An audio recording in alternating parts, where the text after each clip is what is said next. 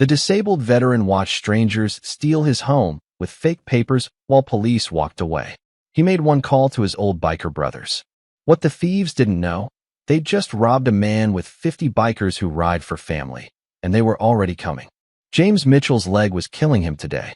The shrapnel buried 3 inches below his left kneecap always flared up before rain, and the October sky over Riverside, Pennsylvania, hung low and gray with the promise of a storm. He shifted in the driver's seat of his old Ford pickup, trying to find a position that didn't send lightning bolts up his thigh.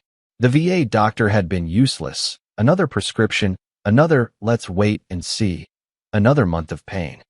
At least he could go home. He turned onto Maple Street, his street, and immediately knew something was wrong. There were cars in his driveway. 3 of them. A silver Honda, a beat-up Chevy, and a white cargo van with no plates. James slowed his truck to a crawl, his combat instincts prickling awake after years of dormancy. Nobody should be at his house. He lived alone. He always lived alone. He parked on the street and limped toward his front door, his cane tapping against the concrete walkway he'd paid to have repaired last spring. Through the living room window, he could see people moving around inside. His blood pressure spiked. His front door, was wide open. "Hey," James shouted, pushing through the entrance. "What the hell is going on?" 4 people stood in his living room. 2 men, 2 women, all in their 30s, all wearing matching blue polo shirts with a logo he didn't recognize. They turned to face him with expressions that weren't surprised or guilty. They looked annoyed. "Can we help you?" the taller man asked. He had slicked back hair and a clipboard tucked under his arm. James's mouth fell open. "Can you help me? This is my house. Who are you people?" The woman nearest the fireplace, his fireplace, where his grandfather's Purple Heart sat in a shadow box, stepped forward with a smile that didn't reach her eyes. "Sir, I think there's been a misunderstanding. This property was donated to the Veterans Hope Initiative 3 weeks ago. We're with the nonprofit. We're here to assess the property for transitional housing." Donated. James felt like he'd been punched in the gut. "I didn't donate anything. This is my house. I've lived here for 12 years. The slicked-hair man pulled papers from his clipboard and held them out. "According to our records, the transfer was completed on September 15th. Everything's legal and processed through the county. We have the deed transfer right here." James snatched the papers, his hands shaking. The documents looked official, stamped, notarized, covered in legal language he could barely parse through the red haze of fury clouding his vision. But there at the top was his address, 247 Maple Street. And there at the bottom was a signature that looked disturbingly like his own. "I never signed this," James said, his voice dropping to a dangerous quiet. "I never signed anything." "Sir, we understand this can be emotional," the woman said in a voice like poisoned honey. "Many veterans who donate their homes to our initiative struggle with the transition. But this is for a good cause, helping homeless veterans find housing. I'm sure you can appreciate that, given your service. Get out of my house." "Sir, get out." The 4 people exchanged glances. The slicked-hair man smiled, and it was the smile of someone who knew he was winning. "Sir, we're going to have to ask you to leave. If you have concerns about the transfer, you're welcome to file a dispute with the county clerk's office. But as of right now, legally, this property belongs to Veterans Hope Initiative."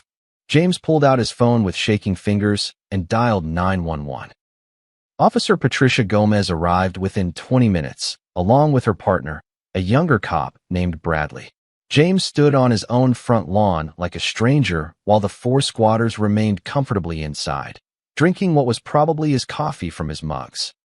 "Mr. Mitchell," Officer Gomez said after examining the papers, "I understand your frustration, but this appears to be a civil matter." "A civil matter?" James couldn't believe what he was hearing. "They're in my house. They have fake papers." "The papers look legitimate, sir. They have county stamps, notary seals. It's forgery." Officer Bradley shifted uncomfortably. "Sir, we can't determine forgery at the scene. That requires document analysis, court proceedings. If these documents are fraudulent, you'll need to prove it through the legal system. So you're just going to let them stay in my house." Officer Gomez's expression was genuinely sympathetic, but her hands were tied. "Without evidence of a crime we can act on right now, yes. I'm sorry. You need to file a dispute with the county and possibly get a lawyer. This is a property ownership issue, not a criminal trespass situation. James watched, helpless and furious, as the two officers returned to their cruiser and drove away. The woman from Veterans Hope Initiative appeared in the doorway, that same fake smile plastered on her face. "We really are sorry about the confusion," she called out. "But we need you to leave the property now. We have work to do." James stood there on the sidewalk, a 52-year-old disabled veteran who'd served 2 tours in Afghanistan, who'd taken shrapnel defending people he'd never met, who'd come home and worked construction until his leg wouldn't let him anymore. He'd bought this house with his disability payments and his savings. He'd painted every wall. He'd fixed the roof. He'd planted the oak tree in the backyard. And now strangers were kicking him out of it. His phone rang. He answered without looking at the caller ID. "James? It's Big Mike." The gravelly voice of his old friend rumbled through the speaker. "Haven't heard from you in a while, brother. How you been?" James looked at his house, at the squatters moving through the rooms like they owned them, and something inside him snapped into focus. Big Mike. The club. His brothers. "Mike," James said, his voice steadier than it had been in hours. "I need help. Can you meet me at the clubhouse?" There was a pause, then, "I'll make the call. How many do you need?" James smiled for the first time that day, and it wasn't a nice smile. "All of them." The Iron Brotherhood clubhouse sat on the edge of Riverside, a converted warehouse with motorcycles lined up outside like chrome soldiers. James hadn't been here in almost a year, not since his leg got too bad to ride.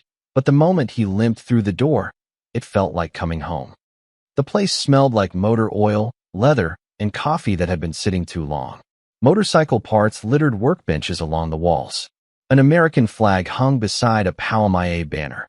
And sitting around a scarred wooden table were the men James had served with, bled with, and trusted more than anyone else in the world. Big Mike stood up first. He was a mountain of a man, 6'4", arms like tree trunks, with a gray beard that reached his chest and eyes that had seen too much war. He'd been James's sergeant in Afghanistan, back when they were both young and stupid enough to think they were invincible. Mike's handshake turned into a crushing hug. "Good to see you, brother." Around the table, the others rose. There was Tommy Wrench Rodriguez, missing 3 fingers from an IED. Carlos Ghost Martinez, who still didn't talk much about what happened in Kandahar. David Doc Patterson, who'd been a field medic and now worked at the VA. And 6 others, all veterans, all riders, all brothers. "What's going on?" Mike asked, his smile fading as he saw James's face. "You sounded bad on the phone." James dropped the forged papers on the table like they were contaminated. "Someone stole my house." The room went silent. "The hell you say?" Wrench muttered. James explained everything. Coming home from the VA, finding strangers in his house, the fake donation papers, the cops saying it was a civil matter. His voice shook with anger as he described watching the squatters drink his coffee while standing on his lawn like a beggar. Doc picked up the papers, his medic's careful hands smoothing the pages. "Veterans Hope Initiative," he read aloud. "Anyone heard of them?" Big Mike's face went dark. "Yeah, I've heard of them." Everyone turned to look at him. "About 6 months ago," Mike said, "a guy came to my shop asking if I knew any veterans struggling with housing. Said he was from some nonprofit helping vets. Wanted to know if anyone was behind on payments, having trouble keeping their homes." He shook his head. Something felt wrong about it.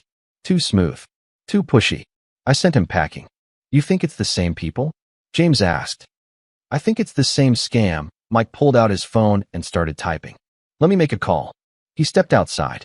Through the window, James could see him pacing, phone pressed to his ear. The other bikers gathered closer, examining the forged documents, their faces growing harder with each page. "This is professional," Doc said.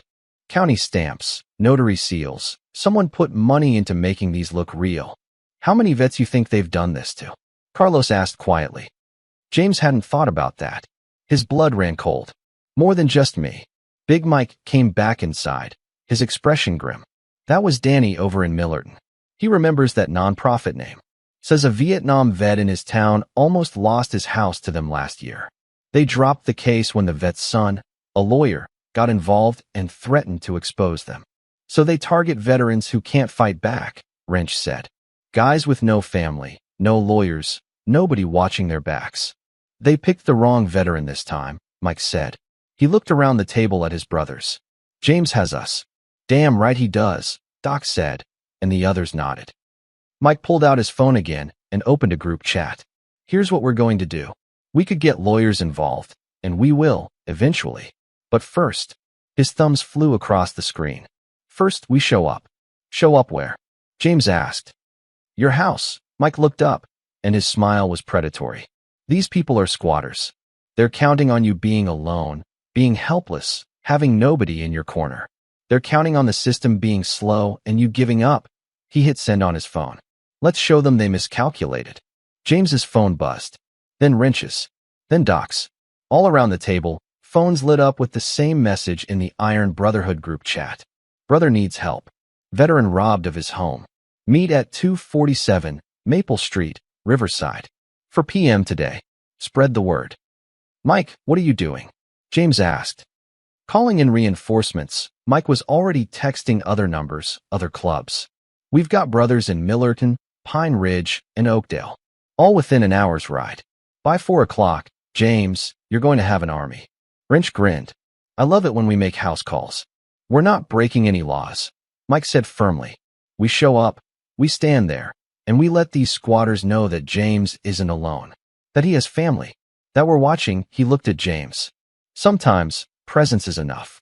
James felt something he hadn't felt since the cops left. Hope. You really think this will work? I think, Mike said, checking his watch, that in about 3 hours, 50 bikers are going to surround your house. And I think those squatters are going to realize they made a very big mistake. Carlos stood up and grabbed his jacket. I'll ride out to Pine Ridge, make sure everyone gets the message. I'll hit up Oakdale, Doc added. Within minutes, the clubhouse was in motion. Bikers were making calls, checking motorcycles, loading up. The air filled with the sound of engines roaring to life. A sound like thunder, like justice, like brotherhood. Big Mike clapped a hand on James's shoulder. Go home, brother. Take pictures of everything in your house. Every room, every item they've touched. Document it all. We're going to need evidence. And then, Mike's grin was fierce. Then we ride. At 3:47 p.m., Maple Street was quiet. Kids rode bikes. Mrs. Chun watered her roses. Old Mr. Holloway sat on his porch reading the newspaper. It was a Tuesday afternoon in suburban Pennsylvania, ordinary and peaceful. At 3:48 p.m., the sound of thunder rolled in from the east. James stood across the street from his house, phone in hand, documenting everything as Mike had instructed. Through the windows, he could see the squatters moving around freely. The woman was in his kitchen. The slicked-hair man was upstairs in what used to be his bedroom. His stomach churned with helpless rage. Then he heard it. The rumble of engines, distant but growing closer. Getting louder. The first motorcycle appeared at the end of Maple Street like a herald. Big Mike on his black Harley-Davidson, American flag whipping from the back. He pulled up slowly, deliberately, and parked directly across from James's house. He killed the engine but didn't move. Just sat there, arms crossed, staring at the front door. 10 seconds later, 2 more bikes appeared. Then 5. Then a dozen. They came from every direction, north, south, east. A coordinated convoy of chrome and leather. The sound was deafening, a mechanical roar that shook windows and set off car alarms. Harleys, Indians, Triumphs, choppers custom-built in garages by men who knew every bolt and wire. Mrs. Chun dropped her watering can. The bikes lined both sides of Maple Street, forming a steel corridor with James's house at the center. Riders dismounted in synchronized silence, killing their engines one by one until the street fell into an eerie quiet. They stood beside their motorcycles, arms folded, leather vests bearing patches from a dozen different clubs. Iron Brotherhood, Road Warriors MC, Veterans Vanguard, Steel Horse Regiment. James counted them. 30, 40, 50, more still arriving. They weren't shouting, weren't threatening. They were just there, a living wall of muscle, leather, and unwavering presence. Most were his age or older, gray beards and weathered faces. Vietnam vets stood beside Gulf War vets stood beside Afghanistan vets. Men who'd served in different wars but shared the same code. You don't abandon your brothers. Inside the house, James saw movement at the windows. The woman's face appeared, her confident smile replaced by wide-eyed shock. The slicked-hair man joined her, his phone already pressed to his ear. Neighbors poured out of their houses. Mr. Holloway stood on his porch, newspaper forgotten. The Martinez family from 3 doors down came out with their teenage son, who immediately started filming on his phone. Within minutes, a dozen cell phones were recording. "Holy hell," someone whispered. "What's going on?" Big Mike stepped forward and raised his voice, calm but carrying. "We're here peacefully. These men and women are supporting a disabled veteran who's been robbed of his home. We're not breaking any laws. We're just not leaving." A woman James recognized, Lisa from the corner house, walked over to him. "James, is this your place? What happened?" "Squatters," James said, his voice tight. "They forged papers, claimed I donated my house to their fake charity. Cops said it's a civil matter." Lisa's face darkened. "That's your house? The one you've lived in for years?" 12 years. "Those bastards." She pulled out her phone and started typing. Within seconds, James's phone buzzed with notifications. She'd posted to the neighborhood Facebook group. The story was spreading. More neighbors approached. The Johnsons, the Patels, even grumpy old Mrs. Henderson, who never talked to anyone. They formed a second ring around the bikers, ordinary citizens standing in solidarity. Inside the house, the front door suddenly flew open. The slicked-hair man stepped out, trying to project confidence, but his hand shook as he pointed at the crowd. "This is harassment. You can't do this." Nobody moved. 50 bikers stared back at him in absolute silence. "I'm calling the police," he shouted. "Go ahead," Big Mike called back calmly. "We're not trespassing. This is a public street. We have every right to be here." The man's face reddened. "You're trying to intimidate us." "We're standing," Mike said flatly. "If you feel intimidated by veterans standing on a public street, that's your problem." A biker James didn't know, older guy with a Screaming Eagles patch, 101st Airborne, spoke up. "You're in a veteran's house. A man who served his country. You really want to have this conversation in front of cameras?" The slicked-hair man noticed, for the first time, all the phones recording. His confidence cracked. "We have legal papers." "Forged papers," Doc called out. He'd been researching on his phone. Veterans Hope Initiative isn't registered as a non-profit in Pennsylvania. "I checked. You're not a charity. You're criminals." The man's face went pale. He retreated back inside and slammed the door. The crowd remained. As the afternoon turned to early evening, nobody left. The bikers stood their ground, a wall of silent judgment. More neighbors arrived with folding chairs and water bottles. Someone ordered pizzas. It stopped being a standoff and started being a vigil. James stood among his brothers, watching his house, and felt something shift inside him. He wasn't alone anymore. He wasn't helpless. These people, these warriors and neighbors, they had his back. Inside the house, the squatters' shadows moved anxiously from window to window. They'd expected an isolated target, an easy mark. Instead, they'd gotten an army. At 6:30 p.m., James's phone rang. Unknown number. "Mr. Mitchell," a nervous female voice said. "This is Tracy Chun from Channel 7 News. We heard about your situation. Can we come interview you?" James looked at Big Mike, who nodded. "Yeah," James said. "You can come." The squatters had wanted this to be invisible, a quiet theft, buried in paperwork and legal delays. Instead, they'd just become the evening news. James spent the night at Big Mike's house, unable to sleep. Every time he closed his eyes, he saw strangers in his living room, sitting on his couch, sleeping in his bed. By 6 a.m., he gave up and made coffee. His phone had blown up overnight. The Channel 7 story had aired, then gone viral on social media. Hashtags were forming. Hashtag Justice for James. Hashtag Veteran Home Theft. Supportive messages flooded in from across the state. But so did the hate. "You're harassing a legitimate nonprofit," one message read. "Those bikers are thugs. You should be ashamed." James was scrolling through the comments when Mike came downstairs, already dressed. "Got something," he said, showing James's phone. It was an email forwarded from 3 different sources. A legal notice. Emergency restraining order. James Mitchell is hereby ordered to cease all harassment of Veterans Hope Initiative staff and property. Violation will result in arrest. They filed this at 11 p.m. last night, Mike said. Emergency filing. Judge signed it without a hearing. James's blood ran cold. Can they do that? They just did. And there's more. Mike scrolled down. They're threatening to sue you for defamation, emotional distress, and interference with charitable operations. They're asking for $500,000 in damages. James sank into a chair. I don't have that kind of money. They know that. That's the point. Mike poured himself coffee. They want you scared and broke before you can fight back. Classic intimidation tactic. James's phone rang. A lawyer he'd contacted yesterday, finally calling back. The conversation lasted 5 minutes and ended with James's stomach in knots. $3,000 retainer just to start, James said after hanging up. He says a case like this could take months, maybe years. Cost me everything I have. He looked at Mike. I can't afford to fight them legally. Then we don't fight them legally. Mike grabbed his keys. Not yet, anyway. First, we find out who we're really dealing with. Doc and Wrench are already at the courthouse. They should have information soon. At the Riverside County Courthouse, Doc and Wrench sat in the records office, playing the role of concerned citizens researching nonprofit organizations. The clerk, a tired-looking woman named Helen, pulled up files on her computer.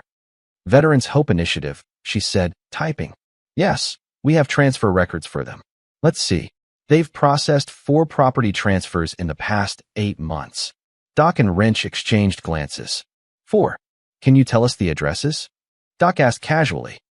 Helen squinted at her screen. Well, there's 247 Maple Street in Riverside. That's the recent one. Before that, 89 Oak Drive in Millerton, 1502 Pinecrest Road in Oakdale, and she scrolled, for 12 Veterans Boulevard right here in Riverside. Wrench pulled out his phone and started typing. All veterans. According to the filings, yes. All donations to the nonprofit for transitional housing purposes. Helen looked up. Is something wrong? Just curious, Doc said with his best friendly smile. Thanks for your help. Outside the courthouse, they immediately called Mike. For houses, Wrench said.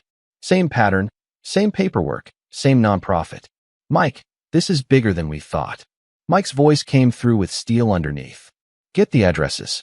We're going to visit every single 1 inch. By noon, a team of bikers had split up across 3 towns. James rode with Big Mike and Carlos to 412 Veterans Boulevard in their own town, a small ranch house in a quiet neighborhood, just 15 minutes from James's place. The house looked lived in. A car in the driveway, curtains in the windows. Mike knocked on the door. A man in his 60s answered, thin and wearing a ratty bathrobe. Yeah. Sir, I'm Mike Henderson with the Iron Brotherhood Veterans Group. This is going to sound strange, but we're investigating a nonprofit called Veterans Hope Initiative. Does that name mean anything to you? The man's face went white. How do you know about them?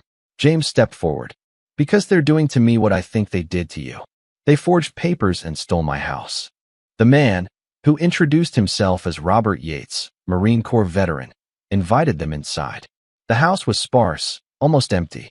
Robert explained that 2 years ago, he'd been behind on his mortgage after his wife died. A woman from Veterans Hope Initiative had approached him, offering help. She said they could restructure my debt, help me keep the house, Robert said, his voice shaking. I signed papers. Lots of papers. I didn't understand most of them. I just trusted her. She had a badge, official documents. What happened? Mike asked. 6 months later, I got a letter saying I didn't own my house anymore, that I'd donated it to their program. But they let me stay as a tenant. As long as I kept paying rent, Robert's laugh was bitter. Rent on my own damn house. I've been paying them $1,200 a month for 18 months. James felt sick. Why didn't you fight it? I tried. Got a lawyer. Cost me $5,000 before he told me the paperwork was too complex and it would take years to unravel. I couldn't afford it. I'm on a fixed income. Robert looked at them with hollow eyes. I gave up. Figured at least I could still live here. Carlos was already on his phone to the other biker teams. The reports came back within the hour. Same story in Millerton, same story in Oakdale. Veterans targeted, paperwork forged, houses stolen through legal manipulation. Some victims were paying rent on homes they'd owned. Others had been evicted and were now homeless. All because they'd trusted people claiming to help veterans. Mike's jaw was clenched so tight James could hear his teeth grinding. How many more, you think? How many houses have they stolen that we don't even know about? Could be dozens, Doc said quietly. Across multiple counties. James looked at Robert Yates, sitting in his own kitchen paying rent to thieves, and something crystallized inside him. This wasn't just about his house anymore. This was about all of them. Every veteran who'd been targeted, robbed, humiliated. We need evidence, James said. Real evidence. Enough to bury these people. Mike nodded slowly. Then we keep digging. Find every victim, document everything, and build a case so tight they can't weasel out of it. He looked around at his brothers. Investigation mode. We're going to war, but we're doing it smart. Wrench grinned. I'll get my camera ready. They had found the pattern. Now they had to expose it. The Millerton property at 89 Oak Drive looked perfect. Too perfect. Doc and Tommy Wrench Rodriguez sat on their bikes across the street, watching. The house was a small Cape Cod with fresh paint and an American flag hanging by the front door. A banner stretched across the porch. Veterans Hope Initiative. Housing with dignity. Looks like a damn advertisement, Wrench muttered. A young couple was being given a tour by a woman in a blue polo shirt, the same uniform the squatters had worn at James's house. Through the window, Doc could see them nodding enthusiastically as she gestured around the living room. They're showing it off, Doc said. Recruiting more victims or donors. Wrench pulled out his phone and snapped photos. Time for the undercover part. Doc nodded. They'd changed into civilian clothes, button-down shirts, khakis, no leather or patches. Wrench had even combed his hair. They looked like any other middle-aged guys, not bikers on a mission. They waited until the couple left, then approached the house. The woman in the blue polo answered the door with a practiced smile. Her name tag read, Jennifer, Outreach Coordinator. Good afternoon. Are you interested in learning about our veteran housing program? Actually, yes, Doc said, turning on the charm. My uncle served in Vietnam. He's struggling right now, and I heard you folks help veterans keep their homes. Jennifer's smile widened. We absolutely do. Would you like to come in? This is one of our success stories. Inside, the house was staged like a showroom. Furniture arranged perfectly, motivational posters on the walls, pamphlets spread across the coffee table. Everything screamed legitimate nonprofit, but Doc's trained eye caught the details. Dust on the mantle, no personal photos, a stack of identical brochures that looked freshly printed. This home was donated to us by a grateful veteran who wanted to give back, Jennifer explained, launching into what was clearly a rehearsed pitch. We provide transitional housing for veterans in need. We also help veterans who are struggling with payments by taking over their property management. They get to stay in their homes while we handle the financial burden. That's generous, Wrench said. So they just give you their houses. It's a donation program. Completely legal. We handle all the paperwork, make it easy for them. And donors receive substantial tax benefits. Jennifer pulled out a folder. We're actually always looking for more properties. Does your uncle own his home? Doc's stomach turned. There it was, the hook. They weren't helping veterans. They were hunting for vulnerable targets. He does, Doc lied. Place over in Riverside. He's behind on some bills. Jennifer's eyes lit up. We can definitely help with that. Let me get you some information. She disappeared into another room. The moment she was gone, Wrench pulled out his phone and started photographing everything. The pamphlets, the staged furniture, a stack of transfer documents sitting on a desk in the corner. Doc grabbed one of the brochures. The notary stamp on the signature page looked identical to the one on James's forged papers. Same stamp, same handwriting, same everything. Jennifer returned with a folder full of documents. Here's our intake form. If you'd like to schedule a consultation with your uncle, we can evaluate his situation and see how we can help him stay in his home. Stay in his home? Doc asked. Or donate it. Jennifer's smile never wavered. Whatever option works best for his situation. They took the folder, promised to call, and left. Once outside, Wrench let out a long breath. That was creepy as hell. She's like a used car salesman, but for stealing houses. And she's good at it, Doc said, flipping through the documents. Look at this. They have forms for everything. Emergency Property Protection, Veteran Housing Relief, Crisis Transfer Program. It all sounds helpful until you realize it's just different ways to steal someone's home. His phone buzzed. Group text from Carlos and two other bikers who'd gone to Oakdale. Oakdale house empty. Looks abandoned. Neighbors say veteran, who lived here, disappeared 3 months ago. Found eviction notice in mailbox. Another text came from a biker named Ray in Pine Ridge. Found another victim. 78 years old. Paid rent for 14 months before they evicted him anyway.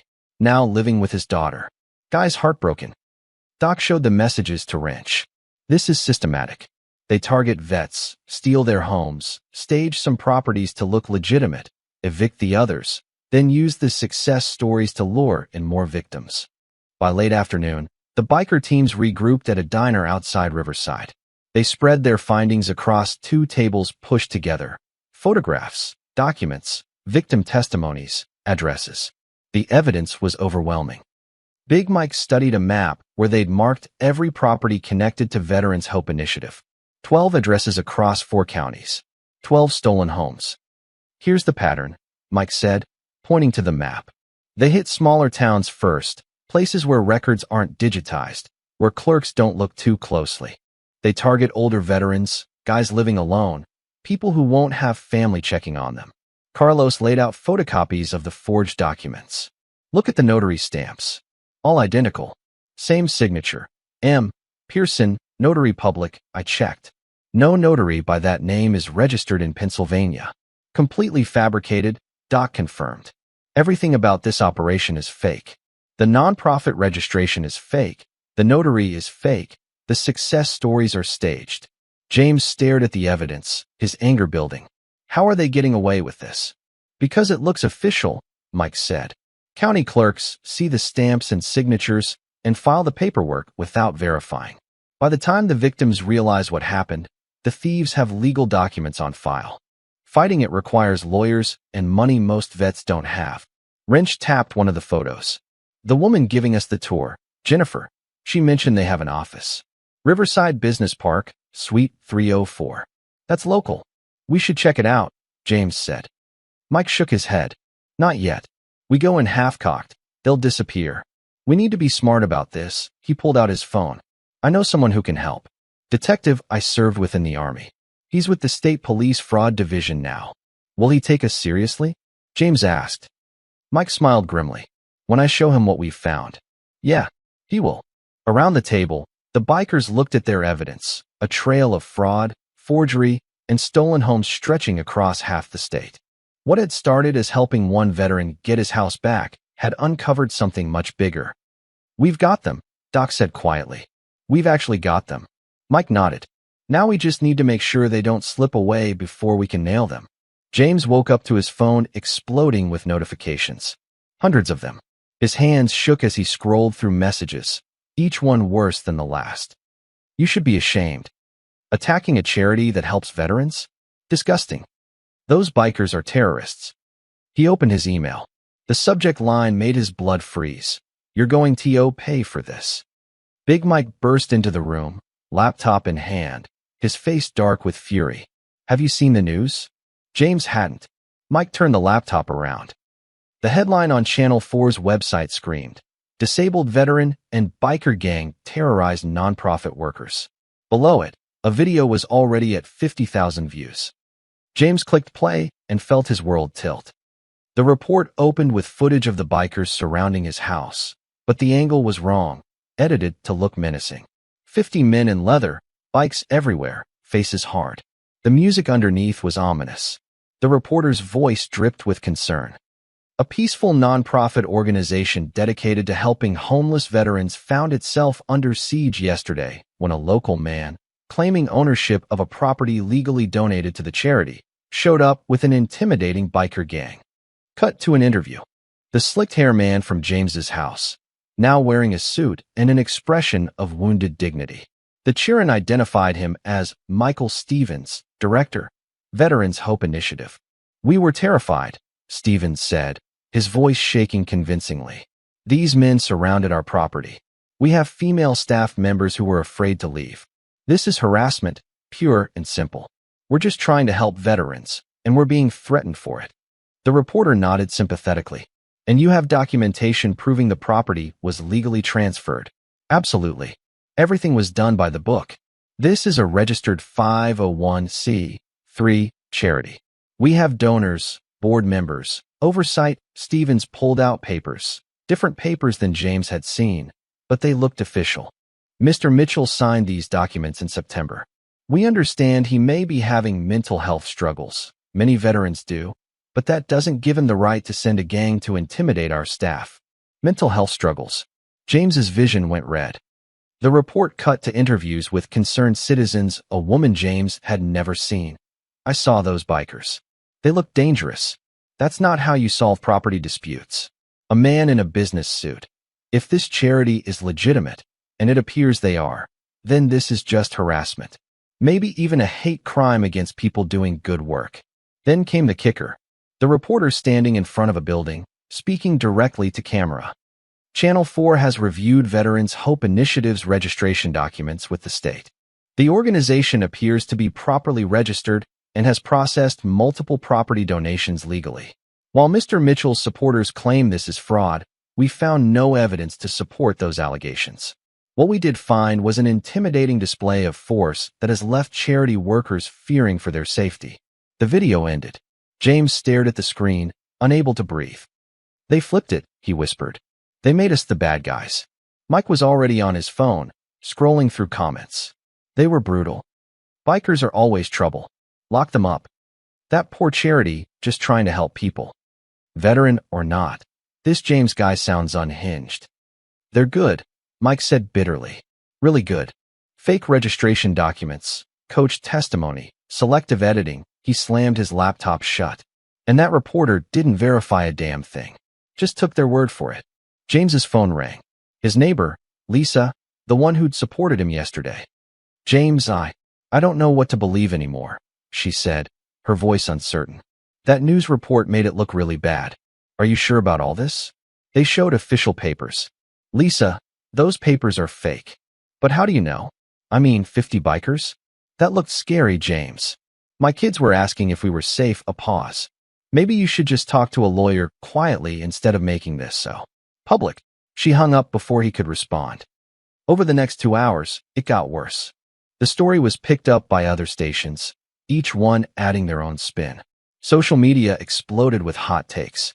A Twitter thread claiming James was a troubled veteran who needs mental help went viral.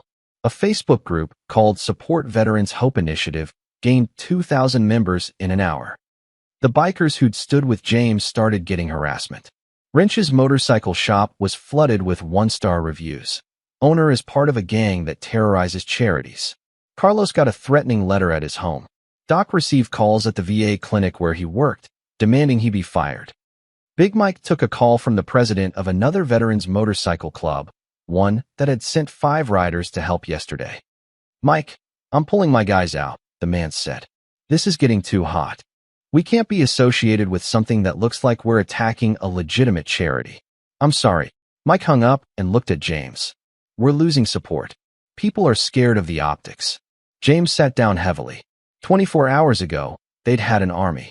They'd had evidence. They'd been winning. Now they were painted as thugs, conspiracy theorists, and dangerous vigilantes. This is what they wanted, James said quietly. Make us look crazy. Make people doubt us. Turn public opinion before we can expose them. His phone buzzed again. Another email. This one from the lawyer he'd spoken to yesterday. Mr. Mitchell, given the recent media coverage, I've decided I cannot represent you in this matter. The optics are too problematic. I'm returning your retainer. Good luck. Doc appeared in the doorway, his face grim. Detective Mike called, your army buddy. He saw the news. He's reconsidering getting involved. Says it doesn't look good for the department to be associated with this. James felt everything crumbling. The evidence they'd gathered, the victims they'd found, the pattern they'd exposed. None of it mattered if no one believed them. They're going to get away with it, he said. Aren't they? Big Mike looked at the laptop screen, at the comments calling them thugs and criminals, at the carefully crafted lie that was drowning out the truth. Not if we can prove they're lying, Mike said. We just need one crack in their story. One piece of evidence so solid that even the media can't ignore it. How? James asked. How do we fight this? Mike's jaw set with determination. We find their office. We find their real operation. And we document everything. He looked around at the remaining bikers, the ones who hadn't been scared off. Tomorrow morning, we hit that office at Riverside Business Park. We get the evidence we need to blow this wide open. And if we fail? Wrench asked. Mike didn't answer, because they all knew. If they failed, James would lose everything, and a criminal organization would keep stealing from veterans with impunity. They had one shot left. At 6 a.m. on Thursday morning, Detective Sarah Chun sat in an unmarked car outside Riverside Business Park, watching the sunrise paint the sky orange. Beside her, Big Mike nursed his third coffee of the morning. You sure about this? Sarah asked. If I'm wrong, my career is over. You're not wrong, Mike said. Trust me. Sarah Chun had served with Mike in Afghanistan, back when she was military police and he was a sergeant. She'd been the one person who'd returned his call after the media disaster, not because she believed him immediately, but because she knew Mike didn't lie. What convinced her was the overnight breakthrough. Doc had gotten creative. Using the brochures they'd collected from the staged house in Millerton, he'd traced the printer marks, a forensic technique he'd learned documenting evidence in field hospitals. The documents had been printed at a FedEx office in Riverside 3 days ago. The order was paid for with a credit card belonging to Michael Stevens.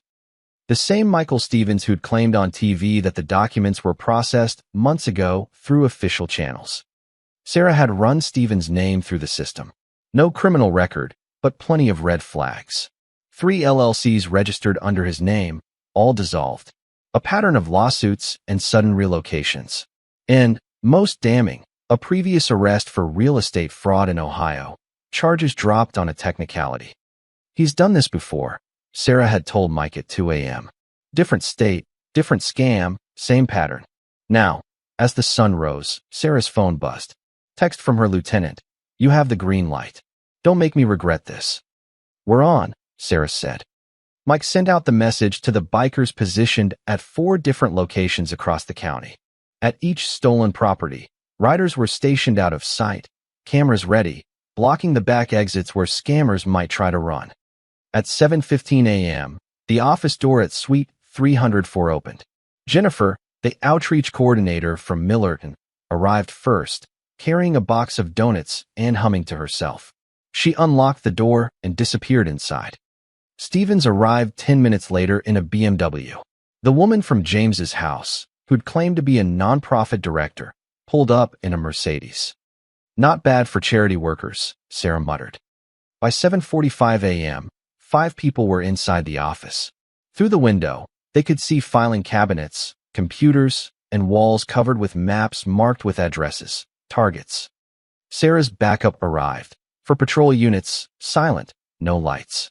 They parked in formation, blocking every exit from the business park. All teams ready, Sarah said into her radio. For confirmations came back. Officers positioned at Millerton, Oakdale, and 2 properties in Riverside, including James's house. Execute in 3, 2, 1 inch. Sarah and 6 officers hit the door of Suite 304 with a battering ram. State police. Search warrant. Nobody moved. The scene inside was chaos. Stevens jumped up from a desk covered with forged documents. Jennifer dropped her coffee. The others froze, hands half raised, faces showing pure panic. On the ground. Now, officers shouted. Sarah went straight for the computers.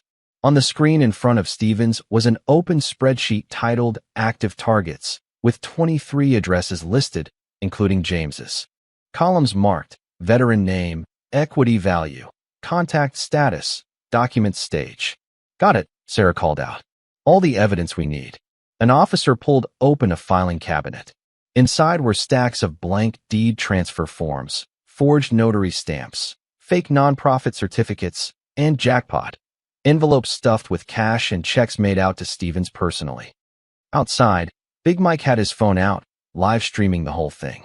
The footage showed police leading Stevens out in handcuffs, his expensive suit rumpled, his face no longer confident, but terrified. This is Michael Stevens, Mike narrated for the camera. The man who went on TV claiming to be a legitimate charity director. The man who's been stealing homes from disabled veterans. Watch him take his perp walk. The live stream viewer count climbed. 500. 1,000. 5,000. At James's house, the raid was even more dramatic. 2 squad cars pulled up simultaneously with the forced entry. The squatters inside, caught completely off guard, tried to run out the back door only to find bikers with cameras blocking their escape. "Smile for the internet," Wrench said, filming as police grabbed them. Inside James's house, officers found more forged documents, fake identification cards, and a laptop with templates for creating fraudulent deed transfers. On the kitchen table, James's kitchen table, was a list of 15 more veterans they were planning to target. James stood on his lawn, watching police clear out his house, and felt tears he didn't know he'd been holding back finally break free. At the Millerton property, police arrested Jennifer and seized the entire showroom, evidence that the staged houses were part of the con. At Oakdale, they found the real estate agent who'd been helping Stevens flip the stolen properties for profit. By 9 a.m., 11 people were in custody. By 10 a.m., the live stream had 50,000 viewers and climbing. By noon, the same reporters who'd called James a vigilante were scrambling to cover the real story. Channel 4's morning anchor, looking humbled, reported, "Breaking news, a massive fraud operation targeting veterans has been busted by state police." The organization we featured earlier this week, Veterans Hope Initiative, was actually a sophisticated criminal enterprise. We apologize for our earlier reporting. Sarah stood in the Suite 304 office, surrounded by evidence, and called Mike outside. "We found records for 38 properties, 38 stolen homes across 5 counties. This is the biggest veteran-targeted fraud case Pennsylvania has seen in a decade." Mike looked at James, who'd driven over the moment he heard about the raid. "You did this. You didn't give up." James shook his head. "We did this. All of us." Around them, bikers were filming, documenting, making sure every piece of evidence was recorded and shared. The truth was finally coming out, not because of the media, not because of the system, but because veterans refused to abandon one of their own. Stevens was being loaded into a police car when he spotted James. For a moment, their eyes met. Stevens looked away first. "How long will he go away for?" James asked Sarah. "With everything we found? 20 years minimum. Maybe more," she smiled. "You're getting your house back, James. Today. Right now. It's yours again." James looked at his house, his home, as police removed the last of the fake paperwork and evidence bags. After 4 days of hell, it was finally over. The nightmare had ended. Justice had won. By 3 p.m., James Mitchell stood in his living room for the first time in 4 days, and it felt like coming home from war all over again. The police had cleared out everything. The squatters' belongings, the forged documents, the staged furniture they'd brought in. What remained was his house, exactly as he'd left it. His grandfather's Purple Heart still sat in its shadow box above the fireplace. His coffee mug, the one with the Army Rangers logo, was still in the sink where he'd left it Tuesday morning. For days. It had only been 4 days, but it felt like a lifetime. "They're all over the news," Doc said, walking in with his phone. "Every channel. Massive fraud ring exposed. Veterans unite to stop home theft scam. Bikers help bust criminal organization." James took the phone and scrolled through the headlines. Channel 4, the same station that had called him unhinged, was now running a special report. "We got it wrong. How media failed a veteran hero." The reporter who'd interviewed Stevens was on administrative leave. 38 homes, James said quietly. 38 veterans they stole from. 37 are getting their homes back, Big Mike said, coming in through the front door with Wrench and Carlos. "Robert Yates called me crying. Said he's stopping rent payments tomorrow. Going back to being a homeowner instead of a tenant in his own house." James felt something tight in his chest release. It hadn't just been about him. It had never been just about him. "Stevens' lawyer is already trying to cut a deal," Detective Sarah Chun said, arriving with official paperwork. "But the DA's not interested. With all the evidence we seized, plus testimony from 38 victims, he's done. They all are." She handed James a document. "Official restoration of property ownership. 247 Maple Street is legally yours again, as if it never left. The fraudulent transfer has been voided. James stared at the paper, his vision blurring. Thank you, he managed, for believing us. Thank Mike, Sarah said. He didn't let me ignore it. She looked around at the bikers filling his living room. You all did something remarkable. You could have let the system handle it, and we both know how that would have gone. Instead, you fought. The right way. After she left, the bikers got to work. Mike had organized everything. While James had been at the police station giving his statement, a crew had shown up with cleaning supplies, tools, and determination. Wrench installed new deadbolts on all the doors. High security. Nobody's getting in here without you knowing. Carlos set up a ring camera system. Motion sensors, night vision, connects to your phone. You'll see anyone who comes near this place. Doc and 3 others scrubbed every surface the squatters had touched. Fresh start, Doc said, like they were never here.